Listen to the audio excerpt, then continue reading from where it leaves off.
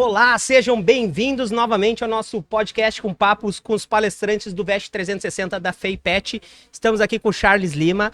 O Charles, eu vou até ler agora aqui o currículo, ele é mestre em Ciências Veterinárias pela Unifra, médico veterinário formado pela UFPEL, fundador da Império dos Gatos, a primeira clínica para felinos de Pelotas, membro da diretoria da BFEL e membro do Congresso Brasileiro de Nefrologia e Urologia Veterinária. Charles, seja muito bem-vindo ao nosso bate-papo aqui. E queria começar a nossa conversa te perguntando como é que foi o papo hoje ali com o pessoal ali no VEST 360? O que tu trouxe para o nosso público de conteúdo? Imagino aqui, membro da BFEL, um papo de felinos, né? Como é que foi o papo? Foi bom, mas eu precisava ao invés de 40 minutos, eu precisava de pelo menos umas 2h30 para conseguir concluir. Mas foi muito bom. Eu já estive aqui na FEIPET alguns anos atrás com um tema muito parecido com o que eu falei hoje. Vi olhinhos brilhando, vi pessoas anotando coisas, fazendo fotos de slide. Então acho que eu trouxe um tema que consegui atualizar o pessoal que estava ali junto comigo, né? E aprender. No final da palestra, alguns colegas vieram me procurar para compartilhar casos, para falar que não me conheciam, outros para falar que já tinham me ouvido em outro lugar. Vi pessoas, vi amigos, conheci gente nova, foi muito bom. Que legal, além de ser um pilar da educação continuada, o VEST 360, onde a gente traz conteúdos, ele também é um grande espaço de networking, né? E é legal ouvir isso de ti. E antes ali a gente estava ali fora conversando, tu contando que a primeira máquina que tu comprou para tua clínica foi aqui na FEIPET. Não vou dizer a marca, mas ela tá aqui, talvez eu quero procurar uma igual. Mas sim, eu dei uma palestra aqui, agora eu não consigo me lembrar o ano, porque foi como foi antes da pandemia em diante, pra mim é tudo 2000 e qualquer coisa, né? Desculpa. Não, da pandemia em diante pra mim é 2000 e tento lembrar o versículo ali do 2000. Mas eu comprei uma máquina pra clínica que marcou, porque essa muito boa e a gente usa na rotina até hoje a máquina, e a gente sempre lembra que a gente comprou na FEIPET. E eu fiquei muito impressionado, assim, entrando aqui. Fui tomando aquele sustinho, um passo de cada vez, um corredor de cada vez. Muito bonito, né? Tudo muito bonito, grande. A gente vê a nossa área, né? Nossa profissão bem valorizada. Muito bom, muito bom. Legal, é um dos papéis, ainda mais nós aqui no Sul, que estamos mais distantes de tudo, ter uma feira aonde a gente consegue trazer grandes marcas, onde a gente consegue trazer grandes temas para serem discutidos. Como veterinário, eu me sinto muito honrado, porque valoriza a nossa classe, valoriza a nossa profissão, valoriza aquilo que nós construímos no dia a dia. Mas me conta, faltou 2 horas lá para ti, para tu contar o papo. O que era que tu estava contando para a turma lá? Era o gato obstruído. Como é que era o título da tua palestra? Antes, durante e depois da obstrução. O antes e o durante foi bem. Eu queria falar mais do depois da obstrução. Mas vamos lá, então, para aqueles que assistiram a palestra, no final desse vídeo vai ter o que faltou, que ele queria contar mais. Mas agora, para quem não teve, por que esse tema ele é tão importante para os médicos veterinários e causa as pessoas olharem brilho nos olhos? O que faz o veterinário sentir medo? É uma rotina impactante no clínico?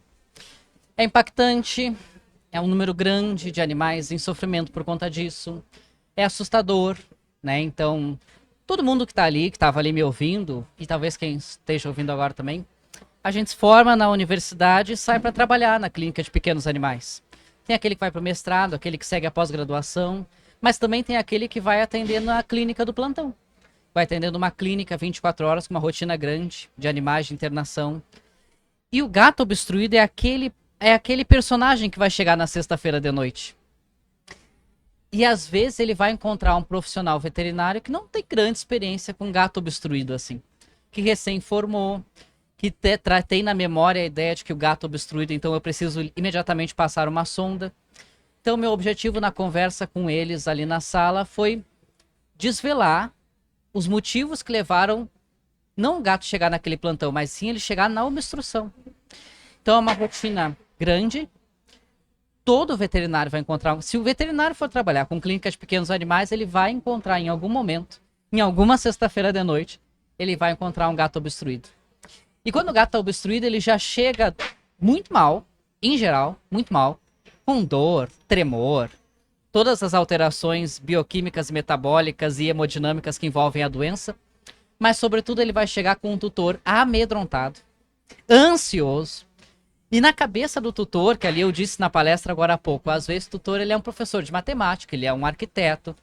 Então ele não tem como, por que saber os motivos que fizeram aquele gato ter uma estenose, uma uretra dele se fechar e impedir a passagem de urina.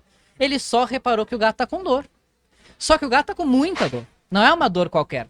É uma dor que ele pensa, bom, não é uma dor que amanhã eu vou levar ele no veterinário, eu preciso de uma ajuda agora. Porque ele tá gritando, porque ele tá morrendo, porque ele tá caindo de lado, porque ele tá branco feito um papel. E o tutor chega no consultório já amedrontado, assustado, sem estar preparado. Não fazia parte da rotina de atendimento daquele gato naquela semana ali no veterinário. O tutor não estava preparado para naquela quinta, sexta-feira de noite deixar de tomar o chopp com os amigos depois do trabalho para estar no consultório veterinário. Com o veterinário que diz que para resolver aquele problema, eventualmente o animal precisa de anestesia. Então, quando fala a palavra anestesia, é a palavra de choque na cabeça do cliente, né? Anestesia é um pânico para nós também, né? Convenhamos. A gente vai fazer um procedimento médico, a gente não quer ser anestesiado, a gente tem medo. No fundo, a gente tem medo. E o tutor tá apavorado. Só que ele às vezes vai transmitir esse pavor pro ambiente, né? Pro consultório, ele tá assustado. Ele não sabe que talvez naquela noite aquele gato não vai dormir na casa dele de conchinha com ele na cama e com os irmãos dele e outros gatos, eventualmente. Então o cenário da obstrução urinária, ele vai para além da uretra, né? O cenário do atendimento de uma obstrução urinária envolve o cliente apavorado, o cliente despreparado, porque não é uma consulta marcada. Não é, em geral, uma consulta previamente agendada. E o veterinário também é pego de surpresa, porque ele está de plantão. Se ele está num plantão de urgência, é óbvio que ele já está mais manjando, né? Então vai vir o fulaninho sem respirar, o Beltrano tossindo até ficar roxo e o ciclano ali obstruído com a patência da uretra obstruída. Só que o cenário ele é muito desafiador porque gera ansiedade. E nessa ansiedade, nesse grupo ansiedade, tem um personagem central ali no meio que está mais ansioso do que todos. Ele está mais apavorado que o veterinário, que tem que correr atrás de um anestesista para anestesiar o gato e organizar na cabeça o que o Charles falou na palestra, que é o passo a passo. Eu faço isso, estou sem tese ou eu não faço. Eu coloco a sonda ou não, agora é a tricotomia, eu faço a tricotomia depois da analgesia. Qual soro que é, ring lactato ou é fluido? Então esse é o veterinário. Agora o tutor está pensando, me ferrei, né? Me ferrei. Porque ele é meu gatinho, né? Ele tá ali numa sala, essa sala tá gelada, será que ele vai dormir aqui? Se ele dormir aqui, será que alguém vai cuidar dele? Será que de noite alguém vai dar o cafuné na orelha no jeito que ele gosta? Será que vão fazer cafuné embaixo do queixo, no lugarzinho que ele quer que faça? Então o tutor vai para casa já naquele pavor, né? O nome desse medo é luto, porque às vezes ele acha que o gato inclusive vai morrer. E aí, para finalizar esse triângulo amoroso, o triângulo da desgraça do gato obstruído, tem um gato ali no meio, né? Apavorado. Apavorado porque ele já saiu de casa com dor. Ele está com dor há mais de um dia. O tutor, o pai dele, estava trabalhando o dia inteiro. Trabalha numa empresa, sai só às 7 horas da noite, mas saiu de casa às 8 da manhã. No horário de almoço, não foi em casa alimentar os gatos. O gato está obstruído desde de manhã. Ele está apavorado de dor. A barriga dele está distendida. Ele está tremendo. Ele está começando a perder a consciência. Ele está ficando irritado também. Já deu 3 tapas na cara dos irmãos que estão na volta dele. A dor foi aumentando, ele foi perdendo fôlego, foi começando a respirar mais rápido, ele não sabe o que está acontecendo. De repente, o paizinho chega em casa, cansado do trabalho, quer só sentar no sofá e fazer mais nada. Ele quer só tirar a roupa do trabalho e sentar no sofá e os gatos virem para a volta dele. Só que o fulano não veio. O fulano está deitado no corredor de lado, respirando de boca aberta e os olhos esbugalhados. E aí esse fulano, o gato, escolhe o nome de um gato aí. Mimi. O Mimi. O Mimi tá apavorado e o Mimi odeia sair de casa. Ele tem pânico de sair de casa. Só que o tutor vai até o quarto. Eu tô imaginando um tutor que mora sozinho, que a desgraça ainda é maior, né? Resolver tudo sozinho. E ele tira de cima do guarda-roupa a caixa de transporte. O Mimi olhou pra caixa de transporte e pensou: posso falar palavrão ou não? Pode ou o YouTube vai derrubar nós? Não, Não pode. Ele falou pi, miau. O Mimi olhou pro tutor, tirando aquela caixa de transporte de cima do guarda-roupa e pensou: ferrou. Ferrou é uma palavra feia, mas só ok. Eu acho que passa. Eu acho que não cai o vídeo. E ele se apavorou, né? E de repente o tutor, diz o nome do tutor. O João. O João. O João pegou o Mimi, enfiou o Mimi, empurrando pra dentro da caixa. E foi balançando de carro quadras e quadras e a bexiga do Mimi tá batendo pra lá e pra cá. E a dor do Mimi só tá aumentando. Aí o Mimi chegou e encontrou aquele outro cenário humano, né? O veterinário cansado do plantão também, porque já atendeu tantos bichos hoje, aí de noite surgiu um gato obstruído. O tutor apavorado, sem nem saber por onde começar, e o Mimi vai chegar ali, se ele não tiver, entre aspas, dopado pela doença, porque eles já chegam no nosso consultório morrendo, muitas vezes morrendo, e outras vezes ele chega com tanta dor que ele quer esbofetear o primeiro que ele vê na frente. Então é um cenário complexo. E esse cenário complexo, se a gente não estiver bem preparado, a gente é contaminado por essa complexidade, se apavora junto com o quadro todo. O Mimi já está aterrorizado, o Mimi está com dor, vomitou em casa, inclusive, vomitou na caixa de transporte, foi miando 20 minutos de carro, balançando na caixinha de transporte. A caixinha está descoberta, não tem um paninho dentro. Tutor despreparado, rápido, cansado do trabalho. Bom, aí nós veterinários, a gente não pode se contaminar com esse ambiente, a gente não pode se contaminar com esse pavor. A gente tem que tranquilizar e pensar, bom, vamos um passo de cada vez para que no final o Mimi saia bem. Esse é o objetivo final, né? O objetivo final não é somente eu fazer um bom trabalho ou o tutor estar realizado com um gatinho bem feliz em casa. O objetivo final, especialmente, é o Mimi poder voltar para casa bem, sabendo que o veterinário que encontrou o Mimi não fez nenhuma modalidade terapêutica que prejudique o Mimi ao invés de ajudar. Aí foi sobre isso o tema da palestra. Muito didático a história que tu nos conta de como é o processo do paciente doente, a chegada dele, né? Me lembra muito aquele filme que tu mostra por 3 perspectivas, né? E basicamente tu trouxe a perspectiva do veterinário, a perspectiva do Mimi e a perspectiva do João. E quem tem um poder de mudança ali dentro é só o médico veterinário. E interessante que tu me traz 2 coisas. Quando a gente monta uma grade de palestras para o VEST 360, a gente monta com 2 pilares. O pilar de hard skills, que é o pilar técnico. Então, como é que eu vou fazer o manejo do gato com obstrução, né? Que fármacos que eu vou usar, mas tu trouxe para além disso. Tu trouxe para como eu vou fazer o manejo emocional meu e do tutor, que parece ser tão importante quanto se eu vou sedar, se eu vou fazer esse centese ou não, como é que eu vou preparar aquele ambiente com feromônio para que aquele animal consiga se adaptar. E como é que foi a recepção dos colegas veterinários para este olhar? Tu sente que isso já faz parte da rotina do médico veterinário, faz parte de alguns, faz parte de todos? Como que é esse olhar, vamos dizer assim, é uma palavra que talvez está um pouco desgastada, mas esse olhar holístico, esse olhar para o todo. Como tu enxerga esse olhar por nossos colegas veterinários? Eu vejo que na teoria, muitos de nós, a gente sabe como é que funcionam as coisas e como que deve ser. Só que às vezes o veterinário diz assim, na faculdade se aprende assim, mas na vida real não. No livro está escrito assim, mas na vida real não. Aí eu me questiono, será que na vida real não? Ou será que a gente só tem que se adaptar mesmo para fazer o certinho, fazer o que tem que ser feito? Então, eu falando ali com eles de um passo a passo sobre todos os gatos, aí especialmente para os veterinários que estão me ouvindo. Tem que ter uma tricotomia bem feita. O ambiente tem que estar limpo, a sonda tem que ser bem passada, o tipo de sonda deve ser bem escolhida, daí eu não vou falar aqui para não fazer propaganda, mas o tipo de sonda deve estar bem escolhida. O manejo analgésico, anestésico deve ser bem feito de acordo com a literatura. A escolha da fluido e a taxa da fluido de acordo com a literatura. Então, de acordo, nós temos ciência que nos embasa isso, né? Eu tenho metodologia científica, eu tenho guidelines e eu tenho medicina baseada em evidências que me ensinam a desobstruir um gato.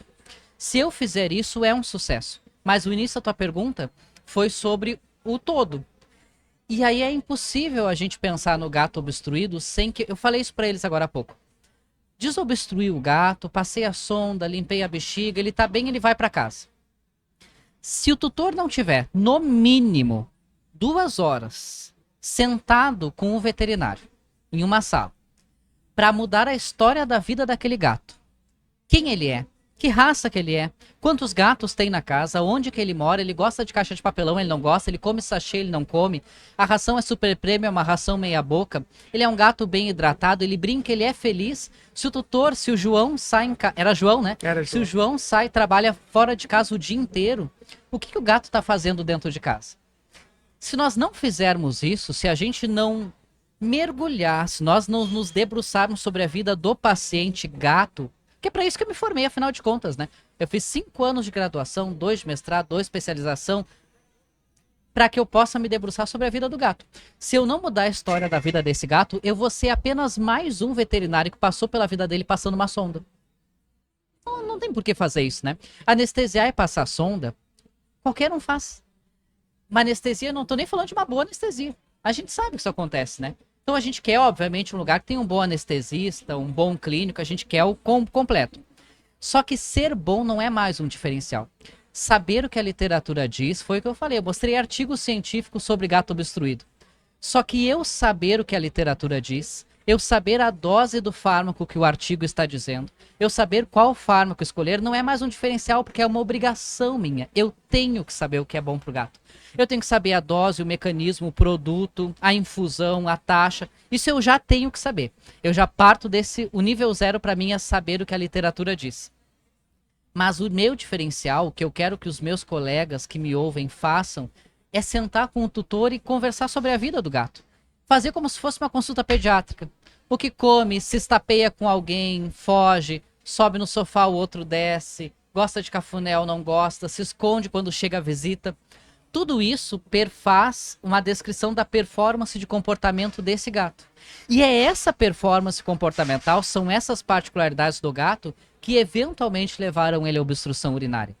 Então, seja porque ele obstruiu porque ele fez uma pedra na bexiga, porque a dieta está tenebrosa, ele obstruiu porque ele fez uma cistite idiopática, porque ele é um macho jovem que apanha de uma gata mais velha dia e noite, ou o contrário, né?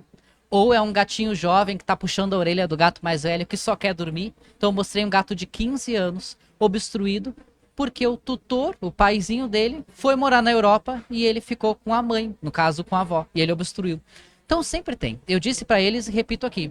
Atrás de todo gato obstruído, sempre tem a história que levou ele até ali. Se nós ignorarmos essa história, a gente vai se perder. O tutor não é chato, o tutor não está querendo falar demais. Ao contrário, num caso de obstrução, cistite de gatos, a gente tem que explorar o que o tutor está contando. Porque é nessa colheita de informações e dados que eu descubro por que o gato obstruiu. Se eu não tiver isso, eu vou ser só mais um veterinário que encontra o gato em plantão para passar sonda e desobstruir. E eu, particularmente, não quero fazer parte desse grupo. Eu quero, se eventualmente atender um gato... Primeiro, eu quero prevenir a obstrução. Esse é o passo número 1, né? Conhecer o gato, ensinar o tutor a fazer tudo o que for possível para que ele não obstrua. Mas obstruiu, adoeceu, pronto. Corrigir o que eu tenho que corrigir agudamente, mas mergulhar na história desse gato, onde ele mora, com quem ele mora, por que ele foi adotado, de onde que ele surgiu, quem é a mãe e o pai desse gato, inclusive, para mexer no comportamento. E aí sim, prevenir novas obstruções. Isso é muito importante. Só que às vezes a gente está tão cansado da nossa rotina, isso é uma verdade, a gente está cansado da nossa rotina, você tem colega que eventualmente se sente não muito valorizado, está cansado fisicamente mesmo, que é só uma história a mais que eu não estou muito afim agora, porque agora ele está obstruído. Então tem que dar um analgésico, passar uma sonda, desobstruir, etc. Aí a gente se perde, né? De repente se perde até do cliente, de repente se perde até do tutor. E o contrário, se eu atendi um gato obstruído, eu digo pro tutor, querido, tu vai ser meu cliente pro resto da vida desse gato, porque ele tem chance de obstruir de novo. E eu vou te ajudar a evitar isso. Mas desde que eu conheça toda a história do gato. Então eu tenho que conhecer essa história para mudar ela. Legal que tu traz, assim, o ponto de partida, o básico para ti, é aquilo que a gente aprende na faculdade, é aquilo que a gente aprende estudando depois numa pós-graduação, numa residência, num mestrado. E o diferencial é o aspecto humano. É como que a gente lida com a pessoa que está do outro lado daquele animal, é como que a gente entende o trabalho daquele tutor, como é que é o dia a dia dele. E aí, agora há pouco, nós estávamos antes batendo um papo com o Sérgio Lobato sobre gestão, sobre pessoas, sobre o olhar do veterinário para a gestão e ele se sentir desvalorizado por isso. E a valorização começa por ele mesmo, né? E aí eu queria que tu me trouxesse um pouco da tua visão sobre o mercado de felinos, que ele é um mercado mais exigente, com um tutor que vai te exigir mais conhecimento. E aí é legal quando tu traz que o exigente, ele está exigindo o mínimo, ele está exigindo empatia, né? Mas talvez com um efeito comparativo com outro tutor, talvez muitos tutores de cães, ele não te exija tanto quanto o tutor de gato. E tu funda a primeira clínica para felinos de Pelotas. Eu vejo assim que não é o veterinário não vai mudar por conta do que a gente está conversando aqui.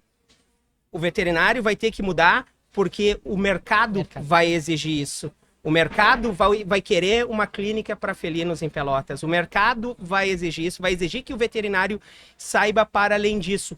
Então, eu queria que tu contasse um pouco dessa tua trajetória empreendedora, essa trajetória além do técnico, além do humano, aonde tu foi buscar isso para ter essa tua visão? Porque eu acho que ele é um gap ainda na medicina veterinária, é algo da qual o veterinário não vai ter escolha. Sim. Ele vai ter que, ou ele vai ser desvalorizado, e vai seguir nesse loop infinito, ou ele vai começar a se valorizar e fazer o que o mercado está buscando, né? E aí, talvez, por espelhamento, saber a tua história, como é que tu chegou até esse olhar, porque eu não imagino que tu lê um guideline dizendo que tinha que saber a história, como é que o gato, qual caixa de transporte ele veio. Mas nessa tua descrição, quando tu conta a história do João, tu conta até que não tinha um paninho na caixa de transporte. Uhum. E talvez tu saiba isso porque tu analisa isso na tua rotina do dia a dia. E aí eu faço um paralelo com um gato, e talvez seja muitos colegas estão nesse período de tempo, que eu lembro uma professora minha de pequenos ruminantes, que ela dizia assim, vamos começar a nossa aula hoje de pequenos ruminantes, e uma ovelha não é uma vaca pequena, né? O gato, ele não é um cachorro menor, né? Ele é muito mais complexo que isso. E aí, como é que tu pegou essa tua pegada de... Como é que tu construiu essa tua dinâmica de olhar para o tutor, olhar para a dinâmica do paciente dentro do ambiente a qual ele está inserido, e da diferenciação do felino, que tem muito colega, não, é um gato, cachorro, vai tudo para o mesmo espaço, tudo, só muda a dose, né? Como é que tu constrói isso em uma cidade do interior do Rio Grande do Sul? Uma grande cidade, mas ainda uma cidade do interior, onde tu é precursor, né? Tu diz que é a única clínica para felinos que tem lá. Sim. Eu acho que esse colega que considera que é frescura, um lugar só para gato, segurar na toalhinha, colocar música. O colega que considerar que isso é frescura, ele invariavelmente vai ficar para trás. E se ele ficar para trás, ele vai se sentir frustrado. E se ele se sentir frustrado, ele necessariamente vai precisar buscar algum culpado. Ou o culpado vai ser ele, então alguma questão emocional particular, ou o culpado vai ser o mercado, ou o culpado vai ser o cliente e vai dizer frases como: mas não pediu o exame porque eu acho que o cliente não ia querer pagar. Ou, o que é pior, né? Isso acontece, infelizmente. O culpado vai ser o paciente. Tem um gato obstruído? Putz, mais um gato obstruído? Não, sexta-feira, de noite, vou ter que atender um gato obstruído. Aí começa a achar o culpado. E começa a tratar com certo ranço, a achar a culpa com certo ranço. Pelotas tem a primeira clínica de gatos da região sul do estado, criada por nós por um único motivo. Porque não tinha antes. Se eu precisasse internar um gato meu há 10 anos no passado, há 10 anos passado é pleonasmo, né? Há 10 anos, se eu precisasse internar um gato meu, eu ia pensar, onde é que eu vou internar ele? Porque o que eu conhecia? Clínicas boas, mas que era o gato aqui nesse cantinho, os cães gritando aqui. Hoje eu tô numa feira grande, poderosíssima. Acabei de dar uma palestra para um grupo de colegas veterinários, não são meus alunos, são colegas veterinários, buscando crescer no mercado, em uma semana em que, há uma semana atrás, houve em Fortaleza, no Ceará, o Congresso Nacional da ABFEL, que eu estava na organização. Vamos voltar a 10 anos. Quando a gente pensou há 10 anos que ia ter um congresso só para gatos, em uma capital nordestina? Então foi lá. Agora acabou de acabar, está acabando de acabar o Confel, na Costa do Santinho, Santa Catarina, Florianópolis, né? Mais um evento só para gatos. Um evento poderosíssimo, gigantesco, enorme, lotado de pessoas, lotado de empresas, lotado de informação. E agora a gente está numa feira, onde em uma sala houve uma palestra só de gatos. Se isso não for claro o suficiente para mostrar que o mercado demanda esse conhecimento, e não importa se a pessoa não quer trabalhar só com gatos, a propósito nem precisa. A pessoa pode ser um bom clínico de cães e gatos, mas lembrando que os gatos existem. Porque há 20 anos atrás, era clínica de pequenos animais, cães e gatos. Mas era uma clínica de cães. Era uma internação para cães. Era um barulho que cães toleravam. Gatos eram de vez em quando. Então, as clínicas do passado atendiam lá de vez em quando o gato. Afinal de contas, o gato era aquele gato da senhorinha, que morava em cima dos telhados. De que morreu o gato? Não sei. De que morreu o cachorro Bolinha? O Bolinha morreu com 16 anos, ele foi atropelado, ou ele teve um câncer e morreu. Tá, mas eu perguntar pra minha avó, A minha avó tinha um Bolinha que morreu velho. E ela lembrou do Bolinha até o fim. Minha avó morreu com 90 e tantos anos. Você perguntou, mas só tinha gatos? Tinha muitos gatos. Tá, eles morriam de quê? Qual era o nome deles? Ah, eles não tinham nome, porque eles reproduziam, eles desapareciam, eles sumiam. Isso não existe mais. Os Estados Unidos já tem o gato como uma preferência, o Brasil terá o gato como preferência. E convenhamos, a gente tá morando em apartamentos, em condomínios, que os apartamentos têm 60 metros quadrados.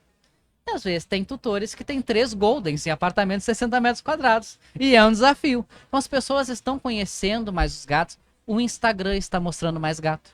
A televisão está mostrando mais gato. O mercado pet está mostrando mais gato. As pessoas estão se apaixonando mais por gatos. E aí não adianta.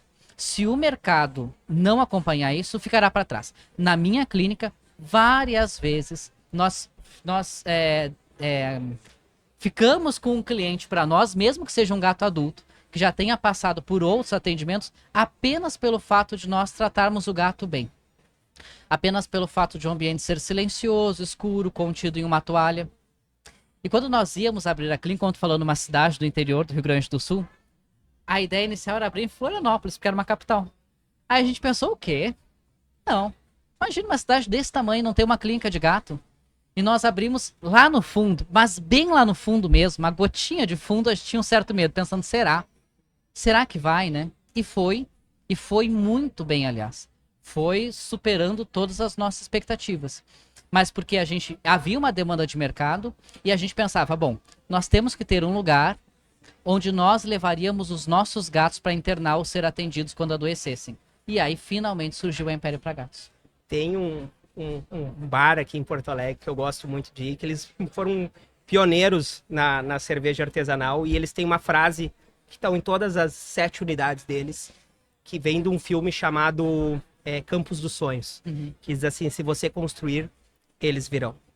Então, quero parabenizá-lo por essa trajetória empreendedora, acima de tudo, essa paixão e esse propósito por que tu faz as coisas. E queria ficar horas aqui falando contigo, porque o papo tá muito bom. Eu ficaria. Eu também ficaria. A gente vai ter que encerrar, que a gente tem agora outro entrevistado.